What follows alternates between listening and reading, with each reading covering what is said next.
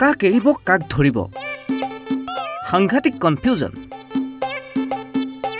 গতিকে লৈ ললে এক বৃহৎ সিদ্ধান্ত মানে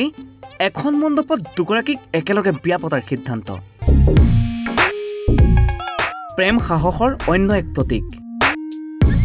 সেয়ে এই যুৱকজনে কৰিলে মৰখা এখন মণ্ডপত একেলগে দুগৰাকী প্ৰেমিকাক বিয়া কৰালে যুৱকজনে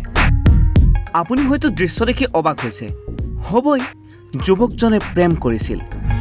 একেলগে দুগৰাকী যুৱতীৰ সৈতে প্ৰেম চলিছিল কোনগৰাকীক এৰিব কোনগৰাকীকনো ধৰিব কোনোগৰাকীকে এৰিব নোৱাৰাৰ বাবে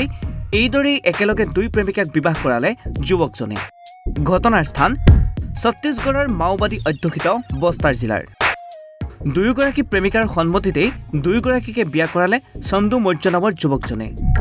প্ৰায় 500 লোকৰ উপস্থিতিত ধুমধামেৰে বিয়া পাতিলে যুৱকজনে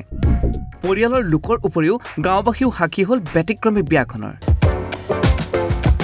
কিন্তু দুয়োগৰাকী যুৱতী কেনেকৈ চন্দুৰ প্ৰেমত পৰিল হিয়াও এক কাহিনী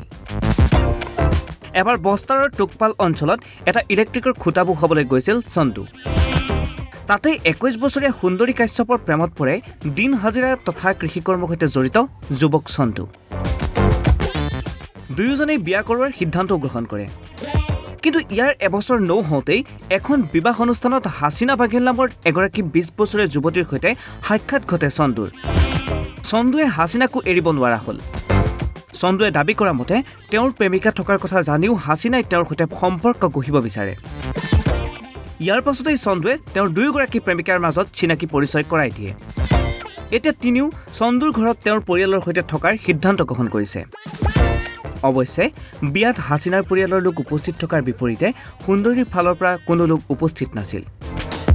5 জানুৱাৰীত সম্পূৰ্ণ সামাজিক ৰীতি-নীতিৰে তিনিওগৰাকীৰ বিবাহ সম্পন্ন হয় কবিয়ে কৈছে প্ৰেম নিশ্চয় এনেকুৱাই